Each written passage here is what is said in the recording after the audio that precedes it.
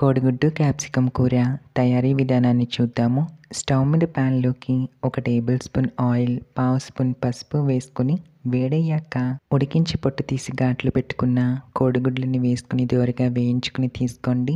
కోడిగుడ్డుకి ఘాట్లు పెట్టుకుంటే ఉప్పు కారం లోపల వరకు వెళ్ళి టేస్ట్ బాగుంటాయి. మిగిలిన నూనెలోకి జీలకర్ర, కరివేపాకు, పచ్చిమిర్చి తరుగు, ఉల్లి తరుగు, రుచికి సరిపడా ఉప్పు వేసి ఉల్లి ముక్కల్ని మెత్తబడేంత వరకు వేయించుకోండి. ఉల్లి ముక్కలు మెత్తబడ్డాక అల్లం వెల్లుల్లి పేస్ట్ వేసుకొని పచ్చివాసన పోయేంత వరకు వేయించి కొద్దిగా కొత్తిమీర, చిన్న ముక్కలుగా కట్ చేసుకున్న టమాటా, పెద్ద ముక్కలుగా కట్ చేసుకున్న క్యాప్సికమ్ వేసుకొని నూనెలో కాసేపు ఫ్రై చేసుకుని మూత పెట్టుకుని మగ్గించుకోండి. టమాటా క్యాప్సికమ్ మగ్గాక కారం, గరం మసాలా, వేయించుకున్న కోడిగుడ్లు, కూర ఉడకడానికి సరిపడా నీళ్లు వేసి కలుపుకొని మూత పెట్టుకుని ఉడికించుకోండి. కూర ఉడికాక సన్నగా తరిగిన కొత్తిమీరని చల్లి స్టవ్ ఆఫ్ చేయండి.